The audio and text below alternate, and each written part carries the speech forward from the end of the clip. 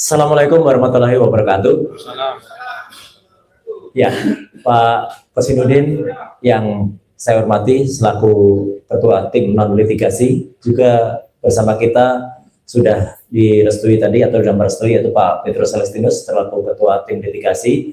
Sahabat-sahabat lawyer yang saya hormati dan sangat luar biasa dalam memperjuangkan nasib kita semuanya, Pak Rizal Fadilah yang tadi sudah juga menyampaikan paparannya dan ajakannya. Saya ingin menambahkan beberapa poin dan insya Allah tidak akan mengulangi apa yang sudah disampaikan dengan sangat benar oleh Pak Ahmad Kosinudin dan juga oleh Pak Rizal Fadilah. Bahwa yang pertama, untuk Joko Widodo, keputusan kita sudah jelas, ya, bahwa kelakuan atau celometan Saudara Joko Widodo itu sangat tidak patut dan sangat tidak layak, apalagi kalau disebut-sebut dia adalah bekas seorang kepala negara. Ya. Kepala negara tidak boleh celometan, kepala negara tidak boleh ngomong seenaknya.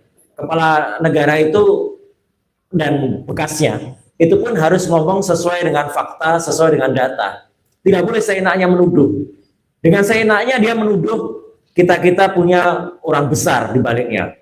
Padahal jelas betul dia adalah orang kurus yang ada di balik dari gerakan-gerakan yang ada di seberang sana, ya, gitu. Jadi ada orang-orang yang kemudian masih berkelindan sampai tadi yang disebut seorang Sylvester Matutina yang nanti besok lusa akan munculkan satu gerakan yang sangat tegas terhadap Sylvester. Itu jelas karena ada orang kurus di belakang Sylvester, ada orang congkring di belakang dia yang kemudian terus melakukan upaya-upayanya. Bahkan sampai dengan hari ini, sampai dengan beberapa menit yang lalu, kalau kita lihat perombakan kabinet yang dilakukan oleh Pak Prabowo Subianto, masih tampak jelas bau-baunya, ya, masih ada orang-orang bekas dia itu yang bercokol dan menduduki posisi yang lumayan tinggi, termasuk salah satunya adalah kepala KSP, ya. Itu sangat-sangat apa ya, menurut kami ya melukai hati masyarakat, ya, atau kami sangat menyayangkan orang-orang seperti itu masih dipakai gitu loh oleh pemerintahan Pak Prabowo. Tapi itulah hak prerogatif presiden dan kami tetap mendukung Pak Prabowo asal apa? Asal tetap lurus, asal tetap concern sebagaimana tadi disampaikan Pak Rizal Fadilah juga dan juga Pak Kosinudin agar terus juga mensetujui dan membersamai kami. Nah, saya ingin menegaskan bahwa untuk sikap terhadap somasi bahkan nanti langkah hukum terhadap bekas Presiden Joko Widodo, saya selaku perwakilan dari tim akademisi, ya, ada juga Pak Rismon Hasibuan Sianipar, Dr. Tifa juga mengatakan bahwa saya sangat setuju dan kami mendukung penuh upaya ini. Itu clear, ya, dan saya percaya penuh tim hukum akan bisa menindaklanjuti hal ini. Itu yang pertama. Yang kedua adalah soal Gibran Rakabuming Raka. Jelas betul sikap kita adalah kita mendukung upaya yang saat ini tengah dijalankan oleh Pak Subhan, sarjana hukum Pengadilan Negeri Jakarta Pusat, yang melakukan gugatan perdata terhadap riwayat sekolah dari Gibran Rakabuming Raka. Tadi Mas Kosinudin sudah menyampaikan bahwa ada riwayat pendidikan yang tidak tepat atau tidak pas. Ini fatal. Saya urutkan sekarang. Kita tidak terlalu mempermasalahkan sekolah dasar dan sekolah menengah pertama, karena itu tidak ada dalam syarat pencapresan. Tapi dalam sekolah menengah atas, itu sesuai dengan Undang-Undang Nomor 7 Tahun 2017 tentang syarat pemilu, ya, itu jelas calon presiden atau wakil presiden itu berpendidikan minimal setara dengan SMA atau SMK atau madrasah aliyah atau madrasah aliyah kejuruan dan sekolah yang setara. Nah, sekarang kita lihat dalam daftar kurikulum vitae dan riwayat hidup, kurikulum dan riwayat pendidikan yang disampaikan oleh Gibran kepada KPU dan itu sudah digunakan secara resmi oleh Pak Subhan, terlihat jelas bahwa riwayat pendidikan Gibran dia memang tidak menyebutkan, ini sekaligus klarifikasi, ya, dia memang tidak menyebutkan sekolah dia pernah di SMA Santo Yosef yang ada di Solo. Meskipun itu pernah juga disampaikan oleh si inner circle dia dan kelompoknya. Jadi saya hanya ngulangi saja. Tapi penegasan dari kepala sekolah, Bruder yang ada di Santo Yosef, jelas bahwa Gibran tidak menempuh pendidikan di sana. Udah, itu kita pegang saja. Yang kedua adalah Dia mengaku tahun 2002 sampai dengan 2004, jadi hanya 2 tahun. Dia bersekolah di sekolah namanya Orchard Park Secondary School, OPSS, yang ada di Singapura. Sekolah yang baru berusia 1 tahun secara resmi dibuka. Sekolah itu dirintis tahun 1999, baru dibuka pada tahun 2001. 2002 Gibran masuk. Jadi bisa dilihat kan kualitas sekolah itu. Sekolah yang belum meluluskan, tiba-tiba Gibran masuk ke sana hanya selama 2 tahun. Dan setelah itu, pada tahun 2004, pada lembar kurikulum vitae, dituliskan Gibran kuliah di UTS, University Technology of Sydney. Dan bahkan dalam pengumuman resmi, pamflet yang dulu digunakan pada saat publikasi Capres-Cawapresnya, ini tertanggal 25 Oktober tahun 2023, Gibran sendiri dituliskan di situ. Perkara dia menolak itu bukan saya menuliskan, tapi dia menyetujui ini. Dia dituliskan dia S1 Management Development Institute of Singapore, lulus 2004-2007. Kemudian S2 loh ya, Magister of Technology Sydney di Australia, University of Technology Sydney, tahun 2007, 2010. Padahal ini terbalik. Jadi makanya kemarin saya nulis, Gibran ini sekolah yang tertukar, kayak judul sinetron saja. Karena ternyata dalam lembar KPU yang kemudian menjadi bukti, dia baru masuk tahun 2004 itu di UTS. Padahal di sini ditulis masuknya adalah ke OPSS, kemudian ke MDIS dulu. Jadi riwayat ini sudah berbohong, sudah ada kebohongan. Dan yang lebih lucu lagi, setelah kita cek faktual ke UTS itu hanya program insert. Program insert itu adalah matrikulasi, kursus selama 6 bulan untuk memasuki UTS. Dan kabarnya dia tidak lulus di situ. Dia hanya 6 bulan menjalani insert dan dia pindah dari situ balik lagi ke Singapura. Lebih membagongkannya lagi, saya mengatakan lebih bohongnya lagi. Timbul surat keterangan dari Dirjen Dikdasmen ditandatangani oleh Sesdirjen, namanya Dr. Sutanto, sarjana hukum, pada tahun 2019. Saya ulangi, tahun 2019. Surat ini melegalisirkan atau katakanlah mesahkan ijazah dari UTS. Loh, kok aneh? UTS hanya 6 bulan. Tapi surat ini menegaskan pendidikan di UTS itu setara dengan grade 12 untuk sekolah. Artinya grade 12 itu setara SMA. Masuk akal tidak? Sebuah sekolah 6 bulan disetarakan dengan SMA. Harusnya surat ini mesetarakan pendidikan yang di OPSS, yang di Orchard Park Secondary School. OPSS-nya tidak ada surat lulusnya. Kemudian justru yang 6 bulan malah dapat surat lulus ini. Dan ini surat lulus ini tahun 2006 keluarnya. Tapi baru dilegalisasikan tahun 2019. 13 tahun legalisasinya dari tahun 2006. Jadi ini kebalik. Bahkan kemudian ijazah yang ada di MDIS, ya, di institut yang ada di Singapura, itu kemudian di Management Development Institute yang ada di Singapura, itu kemudian keluarnya dari institut atau university namanya Bradford di UK. Ada surat sejenis, mohon maaf saya lupa menyampaikannya, bentuknya seperti ini, tapi bukan ini ya, ini saya sejenis saja. Nah, minimal seperti ini bentuknya, itu dari keputusan Dirjen Pembelajaran dan Kemahasiswaan atau Belawa, yang menegaskan lulusan Gibran itu dikatakan setara dengan BSc, Bachelor of Science, dari University of Bradford, tapi ditulisnya negaranya Singapura. Salah suratnya. University of Bradford itu adanya di UK, di United Kingdom, adanya di Inggris. Itu ditulis di Singapura. Jadi surat sejenis ini, tapi bukan ini, ya. Tapi ada suratnya persis. Saya pertanggungjawabkan statement saya ini. Suratnya ada. Saya sudah pegang, hanya tadi salah bawa, ya. Artinya apa? Artinya clear betul bahwa Belawa itu juga salah. Jadi ada surat dua penyetaraan yang salah. SMA-nya yang harusnya itu yang disetarakan adalah yang ada di Singapura, tapi yang disetarakan malah yang di Australia. Sedangkan surat dari Belawanya itu yang ada adalah justru dari UK, padahal dia tidak pernah sekolah di UK. Dan teman-teman, kalau mau cari ijazah yang ditunjukkan oleh Gibran itu gampang. Mau buat? Nih contohnya. Tidak harus pasar pramuka. Silakan masuk ke website namanya fakediploma.com. Anda bisa buat ijazah yang sama seperti yang ditunjukkan Gibran. Persis sama. Artinya apa? Gampang kalau mau ngeprint ijazah kayak gitu yang ditunjukkan itu.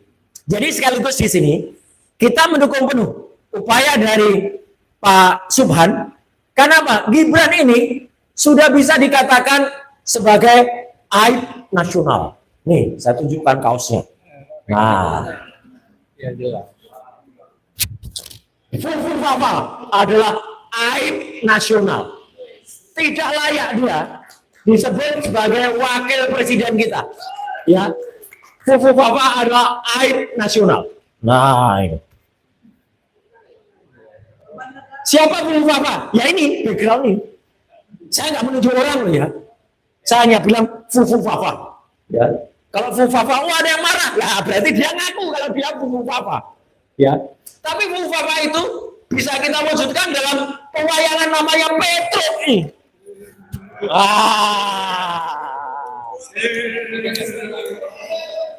Wayangnya sudah keluar. Bumi gonjang-ganjing. Saya nanti soalnya suaranya habis. Oh, cek. Oh, sebentar. Kepencet. Saya nanti dikritik sama Mas Kosidun. Kalau di TV keluar wayang kok di ini enggak. Padahal aslinya sih. Bumi makin gonjang-ganjing. Karena Petro malah menuduh ada orang besar di baliknya. Padahal yang ada tuh gajah besar di balik mereka. Apakah gajah? Gajah itu nggak punya ijazah. Dan banyak ternak-ternaknya. Nih contoh ternaknya.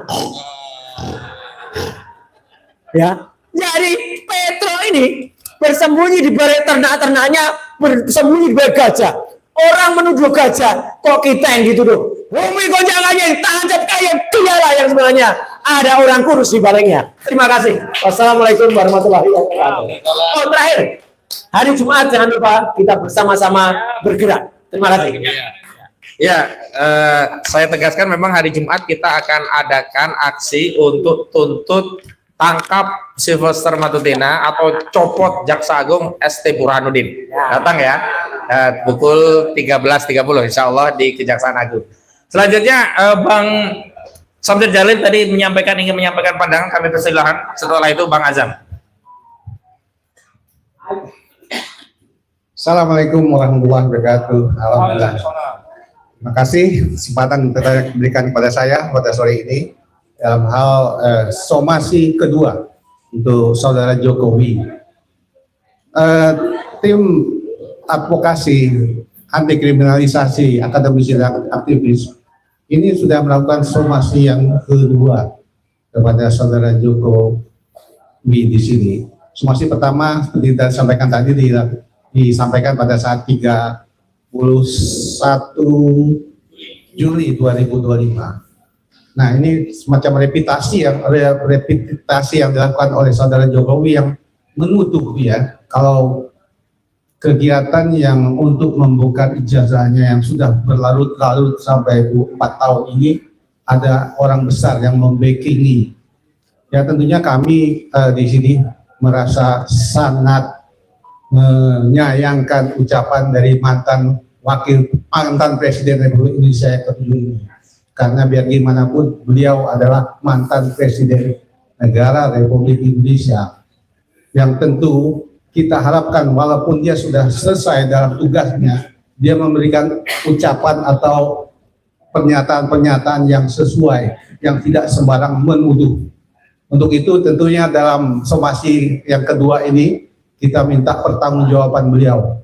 karena memang kegiatan yang dia sebutkan berlarut-larut 4 tahun belum juga selesai-selesai. Nah, ini dalam pikiran yang sempit saja dari beliau yang menyatakan kalau masalah ijazah beliau itu dianggap tidak apa-apa. Padahal sebenarnya masalah ijazah seorang presiden ini kita harus membuktikan betul-betul bahwa mereka, para presiden ini yang membuktikan bahwa mereka punya jati diri yang kuat, baik, yang menjadi catatan sejarah bagi generasi berikutnya. Jadi tim advokasi akademisi, anti kriminalisasi akademisi dan advokasi ini tetap membuktikan di dalam sebagai seorang lawyer tentunya kita berpegang kepada keadilan walaupun langit runtuh harus tetap ditegakkan. Jadi 4 tahun itu belum apa-apa, kita akan terus bergerak. Karena biar gimana pun kita memang tidak dibiayai ataupun di-backing oleh siapapun dalam kegiatan kita ini. 4 tahun itu belum apa-apa. Kita akan lakukan terus sampai bisa membuktikan bahwa Presiden Republik Indonesia ke-7 ini benar-benar memiliki ijazah, atau malah Presiden Republik Indonesia ke-7 ini tidak memiliki ijazah, sehingga generasi berikutnya sadar kalau ijazah itu adalah dibuktikan, kalau diperlukan, sehingga mereka tidak menganggap buat apa sekolah capek-capek kalau beli aja ijazah bisa jadi presiden. Jadi itu yang harus kita buktikan sebagai seorang lawyer dan tim lawyer kita ini. Karena bukti-bukti ke arah ijazah itu palsu sudah banyak. Begitu dia ajukan sebagai calon presiden, calon wali kota, calon gubernur, itu sudah ada dokumen-dokumen itu yang tersimpan dalam dokumen negara di KPUD, KPU maupun KPU pusat. Setelah ditelusuri oleh teman-teman kita, dapat dibuktikan di KPUD Solo, KPUD DKI, KPU pusat di Jakarta, bukti ijazah Jokowi yang telah dilegalisir untuk mengantar dirinya menjadi calon presiden itu raib. Itu raib.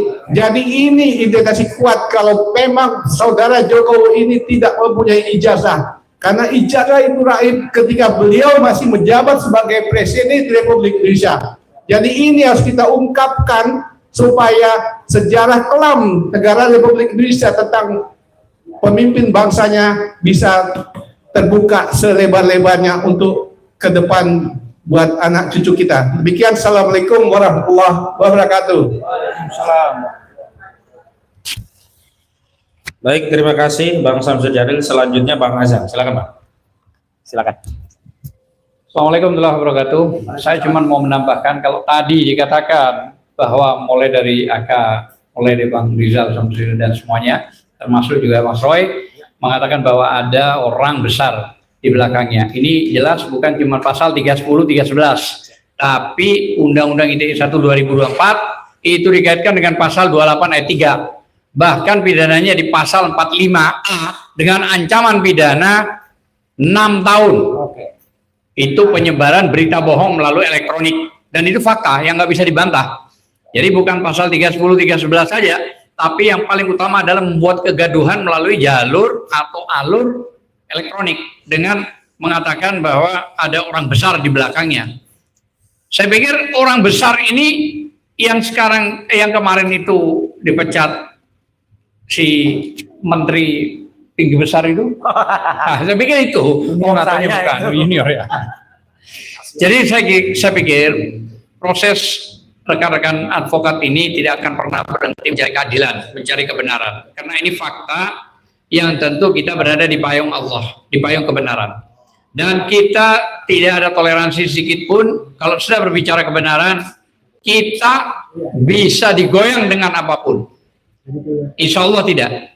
Karena kita akan menyuarakan kebenaran. Kita sakit loh, rakyat ini sakit loh. Kalau ada pemimpin yang bodong, yang nggak jelas, apalagi tadi sudah dijelaskan oleh Mas Roy Suryo tentang 6 bulan dikategorikan di level sama dengan SMA, padahal itu hanya kursus yang sudah dijelaskan dari panjang dan lebar. Bahkan itu adanya di UK, di UK, Inggris, tapi dia tulis di Singapura.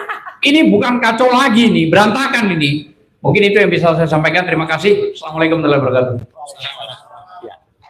Berikutnya Bu Kurnia yang juga menjadi saksi cerah, kami persilahkan sebelum nanti kita closing. Silakan Bu.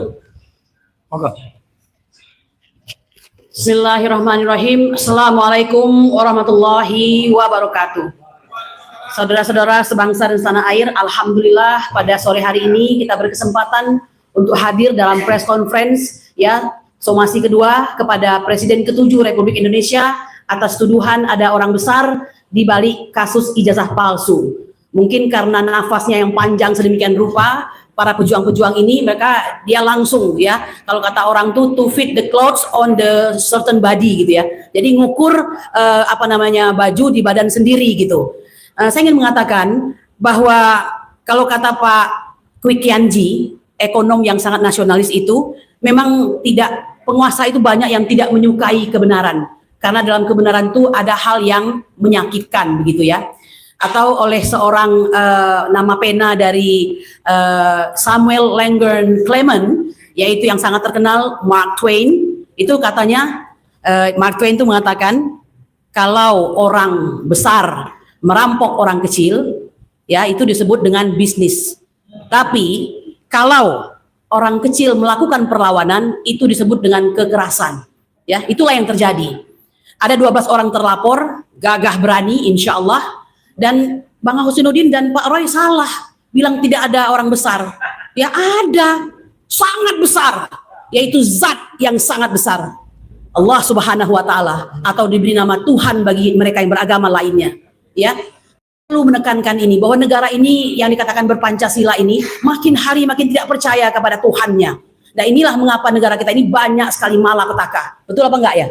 Ya, jadi saya ingin mengatakan jangan salah Pak, memang ada, tetapi bukan yang Anda maksudkan itu gitu. Ya, saya ingin mengatakan begini ya. Saya terlalu jauh saya ingin mengatakan betapa berterima kasihnya saya pribadi dan pastinya 12 yang lainnya kepada tim advokasi kami ini. Hampir 5 bulan berjibaku dalam mencari keadilan ini, bertahan dengan penuh kepedihan, ya, datang dan pergi. Ada yang datang, ada yang pergi. Ini baru pertama kali saya sampaikan. Terima kasih kepada tim advokasi yang telah mengadvokasi kami. Ya, tidak ada uang, tidak ada pendana, tidak ada donatur. Donatur kami hanya Allah Subhanahu wa Ta'ala. Betapa terganggunya keluarga kami. Ya, saya pribadi nih, ya, Bang Roy, Bang Azam, kemudian juga Bang Ahmad Husnuddin sempat dikata-katai dengan kata-kata yang tidak enak sama sekali ya. Dan kita sedang mempertimbangkan untuk melaporkan barangkali begitu ya. Ini luar biasa. Jadi bagi sebagian orang melaporkan itu suatu hal yang biasa. Bagi kami tidak. Ini masalah hukum. Apalagi saya bekerja untuk hukum, ya praktisi hukum. Tidak pernah main-main.